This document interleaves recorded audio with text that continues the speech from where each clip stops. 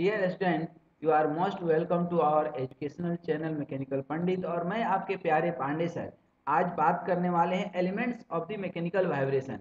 Mechanical vibration में इसके पहले हम लोग 2-3 वीडियो देख चुके हैं और बहुत ही कॉन्सेप्चुअल वीडियो देखे हैं। लेकिन मैकेनिकल वाइब्रेशन के कुछ अपने एलिमेंट्स होते हैं, कुछ अपने पैरामीटर्स होते हैं जो कि हम 2 लेक्चर्स में डिवाइड किए हैं। एक तो आज ये लेक्चर नंबर 4 में मैं आपको बताऊंगा। एक लेक्चर नंबर 10 है इसी प्लेलिस्ट में, जिसे मैं बार बार बोलता हूँ ना कि आप मैकेनिकल वाइब्रेशन के प्लेलिस्ट में जाइए। हमेशा प्लेलिस्ट में जाएंगे तो एक आपको लेक्चर नंबर 10 मिलेगा। लेक्चर नंबर 10 में जो है आपको फिर से एलिमेंट ऑफ मैकेनिकल वाइब्रेशन बताएंगे, लेकिन यहाँ पर आज with the help of power point and animation मैं समझाने की कोशिश करूंगा। और लेक्चर नंबर 10 में आपको मैथमेटिकली डेराइव करूंगा, इक्वेशन डेराइव करूंगा। वो इक्वेशन कैसे आया, क्यों इक्वेशन आया, इक्वेशन पढ़ने की क्या जरूरत है, लीनियर इक्वेशन आएगा कि क्वाड्रेटिक इक्वेशन आएगा, किस तरह का इक्वेशन आएगा, किस तरह से इसके न्यूमेरिकल को सॉल्व करेंगे, ये सारी चीजें लेक्चर नंबर 10 में बताएंगे। तो आइए आज हम लोग फिजिकली एनिमेशन के हेल्प से एलिमेंट्स ऑफ मैकेनिकल वाइब्रेशन देखेंगे। याद दिलाने की जरूरत नहीं है, आप वाइब्रेशन को फील किए होंगे, कभी ट्रैक्टर में बैठे होंगे तो। अब देखिए, ऐसे तो एलिमेंट्स जो है 3 ही है, spring, mass and damper. Mass, spring and damper. लेकिन इसको थोड़ा सा हम देर से समझेंगे, पहले तो हम अपने कॉन्सेप्ट को समझें कि आप जहां भी देखेंगे किसी भी मशीन में तो आप जो है मैकेनिकल वाइब्रेशन को फील कर सकते हैं। आप अपने रियल लाइफ में भी आपका हार्ट बीट चल रहा है, मतलब कि आपके शरीर के अंदर वाइब्रेशन है, ठीक ना। आप उछलते कूदते रहते हैं तो आप स्वस्थ रहते हैं, इसका मतलब कि वाइब्रेशन लाइफ के लिए जरूरी है। मतलब कि मैकेनिकल वाइब्रेशन में भी जो है मशीन के अंदर भी वाइब्रेशन जरूरी है क्या?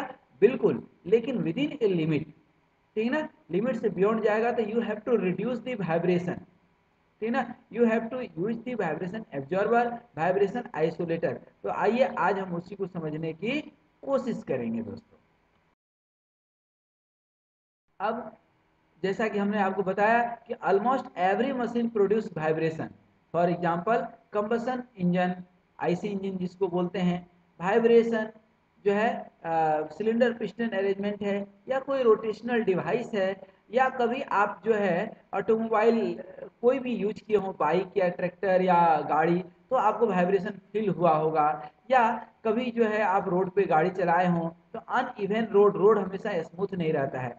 और तो और कभी आप जो है हॉस्पिटल में गए हो तो इस तरह का वाइब्रेशन हम देखते रहते हैं अपने शरीर की, ये वाइब्रेशन है, ठीक ना। ये वाइब्रेशन जब तक हो रहा है, टू टू टू बज रहा है, तब तक तो हम स्वस्थ हैं। यदि ये वाइब्रेशन बंद हुआ तो हम गए, हमारी जरूरत इस दुनिया से खत्म हो गई। फिर म्यूजिकल इंस्ट्रूमेंट्स आप देखे ही होंगे, तो वहाँ वाइब्रेशन का कॉन्सेप्ट है, ठीक ना। तो हम एलिमेंट्स की बात करें तो इसे हम समझाने की क्यों कोशिश कर रहे हैं। अब ये देखिए, ये क्या है, इलास्टिक सरफेस है। यदि ये प्लास्टिक होता तो क्या आवाज करता? बिल्कुल नहीं करता। क्या आवाज उसका अच्छा लगेगा? नहीं। यदि गिटार है, गिटार में धागा तो आप बांधते हैं, टाइट बांधते हैं, लेकिन कौन सी धागा रहती है? इलास्टिक धागा। यदि प्लास्टिक रहेगा तो वाइब्रेशन नहीं होगा, साउंड नहीं आएगा, ठीक ना। तो you have to have the flexibility, you have to have the elastic property. जैसे love is the highest vibration. यदि आपका दिल धड़कता है, धड़कन है किसी के लिए, इसका मतलब कि प्यार है, प्यार है इसका मतलब कि वाइब्रेशन है। यदि वाइब्रेट नहीं करेगा, किसी के दिल किसी के लिए धड़कता नहीं है, तो प्यार हो ही नहीं सकता है। इसीलिए तो किसी ने कहा है कि love is the highest vibration. और कौन कह सकता है? जो वाइब्रेशन पढ़ा रहा होगा, जो वाइब्रेशन पढ़ रहा होगा। वाइब्रेशन और भी कई जगह पर आप देखते हैं, these are the examples of the vibration. These are the hopper machine. Without vibration जो है hopper machine is not useful, ठीक ना। कन्वेयर आप देखे होंगे, कॉम्पैक्टर्स देखे होंगे, ठीक ना। और आप ब्रिज तो देखे ही होंगे दोस्तों। ब्रिज पे भी आप जाते हैं तो आप कभी किसी बड़े ब्रिज पे खड़े हो जाइए, बगल में ट्रक जाता है तो देख सकते हैं कि आप मतलब कि ब्रिज की वाइब्रेशन को आप फील कर पाएंगे। वाइब्रेशन, अब चूंकि मैकेनिकल की बात करते हैं तो मशीन वाइब्रेशन ही हमारे लिए इम्पोर्टेंट है। आप स्प्रिंग को दोनों साइड खींच दीजिए और अचानक से छोड़ दीजिए तो आप फील कर सकते हैं। तो अब बोलिए कि सर स्प्रिंग तो अभी अभी आपने बोला था कि एक वाइब्रेशन एलिमेंट है। बिल्कुल है, इसीलिए तो है क्योंकि वो इलास्टिक है। इलास्टिक प्रॉपर्टी नहीं रहता तो वाइब्रेटिंग एलिमेंट नहीं होता। ठीक है, वाइब्रेशन की कितनी इंपॉर्टेंस है, ठीक है ना। आप चलते हैं, वाइब्रेट होता है, और बेसिकली आपके अंदर वाइब्रेशन हो रहा है, ठीक है ना। ये वाइब्रेशन ही आपके ब्लड को सर्कुलेट करता है। ब्लड सर्कुलेशन नहीं होगा प्रॉपर तो जो है आपके सुबह का या दिन भर का थोड़ा सा उछल कूद आपके शरीर के 24 घंटा के लिए ब्लड सर्कुलेशन मेंटेन करता है, ठीक है ना। तो these are the positive application of vibration. Doctor के पास जाते हैं, वो आपके जो है सीने में हाथ लगा करके देखता है, सर पे हाथ रखता है कि whether you are vibrating, your heart is vibrating और not. These are the positive application of the vibration. और तो और कभी आप घड़ी कान के पास लगा करके देखिए, वो टिक टिक टिक टिक टिक टिक टिक करते रहता है, मतलब कि घड़ी के अंदर भी वाइब्रेशन है। These are the positive application of the vibration. Vibration is the basically life, vibration is the love, vibration is the life, vibration is the love, vibration is itself a dream. ठीक है, vibration को आप कई जगह पर देखते हैं, इन सारे जगहों पर आप कहीं ना कहीं वाइब्रेशन को फील किए होंगे।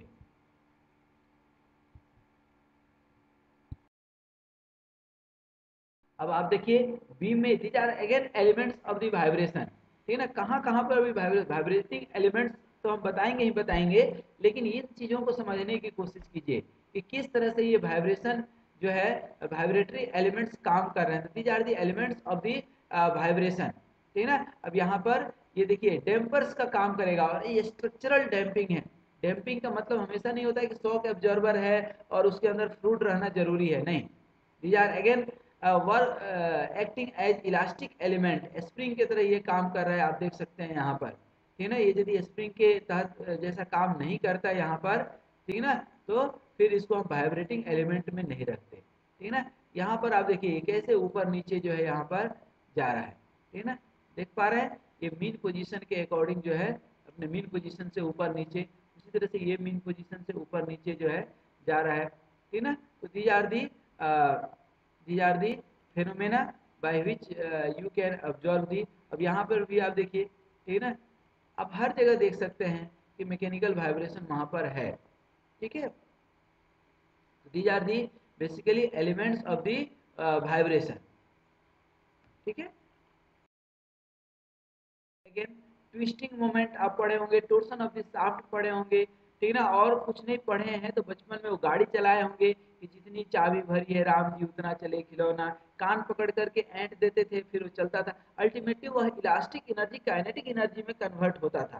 तो ये सारे एलिमेंट्स हम लोग पढ़ेंगे, और these are the elements of the basically vibration. ये आपके एक विजुअल जो है कॉन्सेप्ट को मैं इन्हांस करना चाहता हूँ, समझाना चाहता हूँ। फिर हमने जैसा कि बताया ही कि लेक्चर नंबर 10 में जो है आप इसी में लेक्चर नंबर 10 में जो है आप देखिएगा, तो ये हम जो है आपको वहाँ पर फिर से पढ़ाएंगे क्या, एलिमेंट्स ऑफ मैकेनिकल वाइब्रेशन। लेकिन वहाँ पर जो होगा ये सारी चीज़ें नहीं होंगी, वहाँ पर मैथमेटिकल इक्वेशन होगा। अब ये टाइप्स ऑफ दी वाइब्रेशन में देखिए, ये इलास्टिक में longitudinal vibration, transverse vibration, torsional vibration.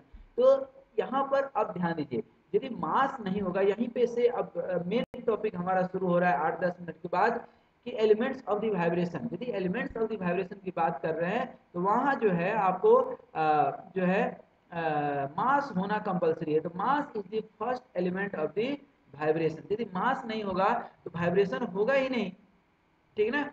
अब मास के बाद दूसरा एलिमेंट आता है स्प्रिंग, ठीक है ना, स्प्रिंग। और तीसरा एलिमेंट आता है डैम्पर। डैम्पर जो है कई तरह के होते हैं, जैसे स्प्रिंग के कई सारे टाइप पढ़े हैं, उसी तरह डैम्पर के भी 4 तरह होते हैं। तो उसी तरह से एक जो है आपका ये स्ट्रक्चरल डैम्पिंग होता है, तो इसको हम बोल सकते हैं स्ट्रक्चरल डैम्पिंग, ठीक है। विस्कस डैम्पिंग ज़्यादातर जो हम लोग गाड़ी वगैरह में देखते हैं, बाइक में, ट्रेन में, वहाँ विस्कस डैम्पर होते हैं, ठीक है ना। अब ये आपका स्प्रिंग देख रहे हैं कैसे वाइब्रेट हो सकता है, ठीक है ना। तो देखिए कोई जरूरी नहीं है कि हमेशा डैम्पर रहे, डैम्पर रहेगा तो डैम्प्ड वाइब्रेशन बोलेंगे, और डैम्पर नहीं रहेगा, मान लीजिए कि हमने डैम्पर को हटा दिया, तो ये अनडैम्प्ड वाइब्रेशन कहलाएगा। और ये तो आप समझ गए होंगे कि क्या है।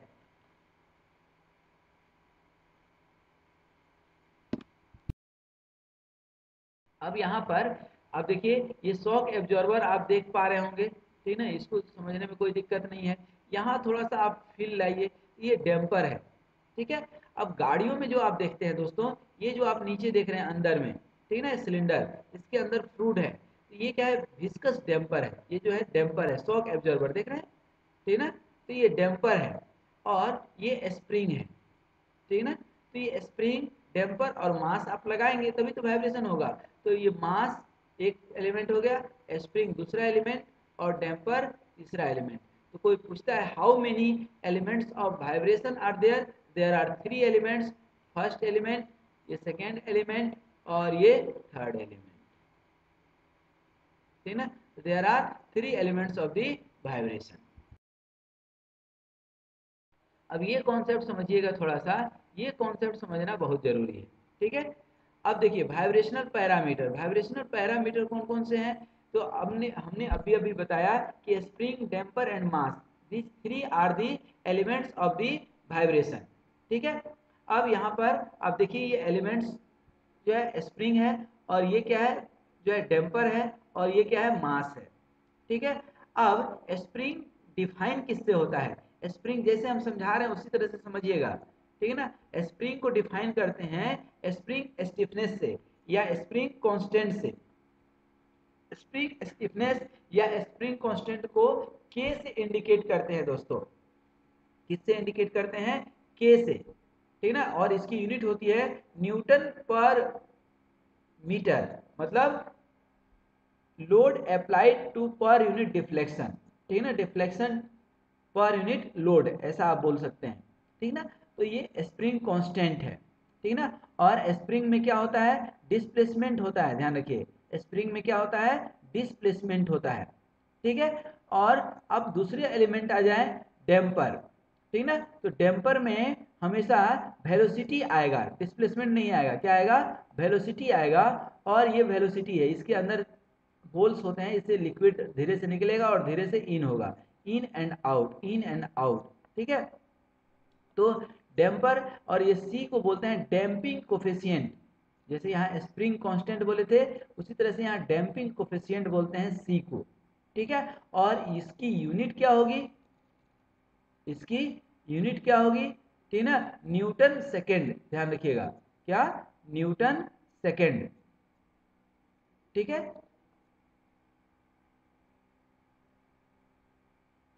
न्यूटन सेकेंड पर मीटर, ठीक है। अब उसी तरह से यहाँ पर मास, मास में क्या होगा, एक्सेलरेशन, और मास को तो m या kg से आप लिख सकते हैं, और इसके अंदर क्या होता है, एक्सेलरेशन, ठीक है। तो अब तीनों जगह हमें निकालना क्या है, फोर्स निकालना है दोस्तों, क्या निकालना है, फोर्स निकालना है। अल्टीमेटली इस मास को जब आप स्ट्रेच करते हैं, ठीक है ना, एक बार नीचे स्ट्रेच करके छोड़ देंगे तो ये क्या होगा, ऊपर नीचे वाइब्रेट होगा, और एक समय आएगा जब ये इक्विलिब्रियम पोजीशन में आ जाएगा। इक्विलिब्रियम पोजीशन पे आ जाएगा, इसका मतलब क्या हुआ, इक्विलिब्रियम पोजीशन पे आ जाएगा, इसका मतलब ये हुआ कि इसके जो है अंदर या बाहर कहीं भी कोई भी अनबैलेंस्ड फोर्स नहीं है। इसका मतलब कि total force should be constant या जीरो, ठीक है, total force should be zero, ठीक है। तो अब फोर्स तीनों का निकालें हम, ठीक ना, यहाँ देख रहे हैं आप। तो अब हमने बताया था अभी कि ये जो आपका स्प्रिंग कांस्टेंट है, ठीक ना, और ये स्प्रिंग के अंदर क्या होगा, डिस्प्लेसमेंट, तो ये displacement into spring constant, displacement into spring constant is called force, ठीक है। अब यदि डैम्पर की बात करेंगे तो डैम्पिंग कोफिशिएंट, और इसके अंदर डैम्पिंग, डैम्पर में क्या होता है, वेलोसिटी, तो damping coefficient into velocity is again force, ठीक है। और तीसरा क्या है हमारा, मास, तो mass into acceleration is called force, ठीक है। तो ये तीन चीज आपको यहाँ पर मिल गया। अब इन तीनों को आप जोड़ सकते हैं कि देखिए ये जो है यहाँ पर आपका जो निकला था, ठीक है ना, क्या निकला है, यहाँ पर स्प्रिंग, डिस्प्लेसमेंट स्प्रिंग कांस्टेंट से क्या निकल करके आया, स्प्रिंग फोर्स, इसको बोलते हैं स्प्रिंग फोर्स। ठीक है, उसके बाद अब देखिए यहाँ पर डैम्पर, ठीक ना, डैम्पर में यदि आप देखेंगे तो ये जा रहा है आपका डैम्पर, ठीक है ना, समझिएगा यहाँ पे डैम्पर में वेलोसिटी, और ये डैम्पर का एग्जाम्पल है, और ये डैम्पर का आपका फोर्स निकल गया, और ये डैम्पर है आपका। ठीक है, ये डैम्पर, और डैम्पर को कैसे डिफाइन किए थे, डैम्पिंग कोफिशिएंट सी से, तो ये M C B, F equal to C भी, ठीक है, एफ इक्वल टू सी भी जो है आपका निकल गया। ठीक है, यहां तक कोई डाउट। और उसी तरह से मास, मास की यदि बात करेंगे तो मास ही है, ठीक है ना, और ये मसा अल्लाह एक्सेलरेशन, और ये फोर्स मास इनटू एक्सेलरेशन, ठीक ना। तो अब ये तीनों से क्या निकल गया, फोर्स निकल गया। तो अब यहां पर आप समझ गए कि किस तरह से मास के साथ क्या हुआ था, फोर्स इनटू एक्सेलरेशन, ठीक है ना, क्या निकला था, फोर्स इनटू एक्सेलरेशन। और यहां पर स्प्रिंग के साथ क्या निकला था, स्प्रिंग कांस्टेंट, क्या निकला था, स्प्रिंग कांस्टेंट के, ठीक ना। और यहाँ पर फोर्स यदि हम निकालेंगे तो k into x, force equal to क्या हो जाएगा, के इंटू एक्स। क्यों लिख रहे हैं के इंटू एक्स, एक्स क्या है, ये डिस्प्लेसमेंट है, कितना डिस्प्लेस हुआ, ठीक है ना, ये क्या हो गया, डिस्प्लेसमेंट। ठीक है, उसी तरह से ये देखिए डैम्पिंग कोफिशिएंट, डैम्पिंग कोफिशिएंट मतलब क्या, सी, और फोर्स यहाँ निकालेंगे, यहाँ यदि आप फोर्स निकालेंगे तो क्या होगा, force equal to c into v, c into भी, ठीक है, सी भी, और वेलोसिटी को ही हम x d x by d t लिख सकते हैं क्या, d x by d t equal to v, और इसी को हम लोग लिखते हैं दोस्तों एक्स डबल डॉट, याद रखिएगा, x double dot is called velocity. ठीक है, तो एक्स डॉट सिर्फ एक सिंगल एक्स डॉट है, ध्यान रखिएगा, एक्स एक सिंगल एक्स है, ठीक है, सिंगल एक्स डॉट। ठीक है, यहां तक याद हो गया। तो ये जो है डैम्पर हो गया आपका, ठीक ना, ये डैम्पर हो गया आपका, ठीक है, सी इंटू भी, ठीक है ना, ये आपका फोर्स हो गया। अब मास का फोर्स निकालना है, इसका फोर्स निकालना है, इसका फोर्स क्या होगा, इसका फोर्स होता है, ध्यान रखिएगा, force equal to mass into acceleration, ये मास और इंटू एक्सेलरेशन, और एक्सेलरेशन को क्या लिखेंगे, एक्स डबल डॉट। ठीक है, तो एक्स डबल डॉट मतलब क्या हो जाएगा, D square x by d T square. तो अब ये फोर्स हो गया, ठीक है ना, यहाँ पर अब ध्यान दीजिएगा यदि आप, तो यहाँ पर तीनों फोर्स हो गया, यहाँ पे ये क्या हो गया आपका, ये मास के लिए फोर्स, ये आपका कौन सा फोर्स हो गया, डैम्पिंग फोर्स, और ये स्प्रिंग फोर्स। यही तीन एलिमेंट तो होता है। कभी भी आप ध्यान रखेंगे, आप हमेशा हमेशा के लिए ये चीज ध्यान रखिएगा कि जो है आपका स्प्रिंग के, सॉरी, मैकेनिकल वाइब्रेशन में तीन एलिमेंट होता है, मास, ये स्प्रिंग एंड डैम्पर। ठीक है, और ये जो है स्टिफनेस से डिफाइन होता है, और ये फोर्स निकलेगा के इंटू एक्स। ठीक है, और डैम्पर डिफाइन होता है सी से, और डैम्पिंग कोफिशिएंट सी इंटू वेलोसिटी, सी इंटू वेलोसिटी। ठीक है, तो ये सी इंटू वेलोसिटी यहाँ पर हो गया, देखिए यहाँ पर, ठीक है, ये इसके साथ अटैच हो गया। ठीक है, समझ में आ रहा है, ये सी इंटू एक्स डॉट। ठीक है, अब देखिए दूसरा, देखिएगा यहाँ पर क्या बचा आपका, ये मास इंटू एक्सेलरेशन, मास इंटू एक्सेलरेशन किसके साथ आएगा, ये देखिए एक्सटर्नल फोर्स, तो मास इंटू एक्सेलरेशन, ठीक है ना। और तीसरा कौन सा बच गया आपका, तीसरा जो बचा आपका वह जो है बचा है स्प्रिंग फोर्स, ठीक है ना, और ये स्प्रिंग फोर्स दैट मीन्स कि ये वाली स्प्रिंग स्टिफनेस से डिफाइन होगा।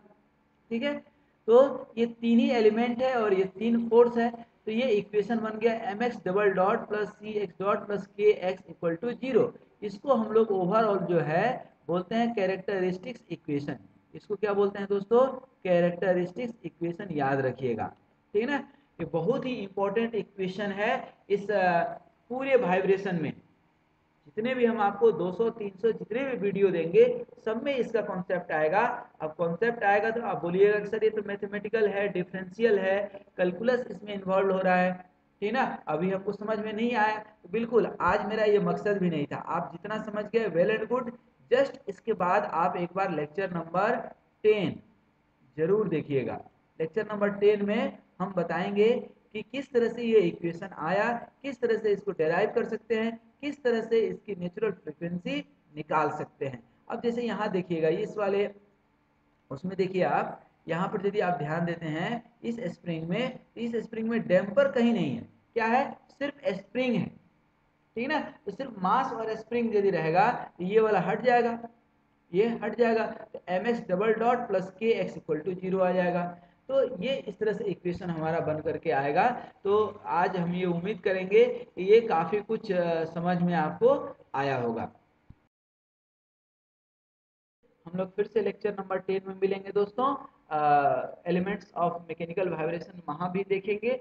और आज जो है हम लोगों ने एलिमेंट्स ऑफ मैकेनिकल वाइब्रेशन में स्प्रिंग, मास और डैम्पिंग, डैम्पर का कॉन्सेप्ट देखे। उम्मीद करते हैं कि यह लेक्चर आपके लिए काफ़ी फ्रूटफुल होगा और हम लोग इसी उम्मीद के साथ फिर मिलेंगे।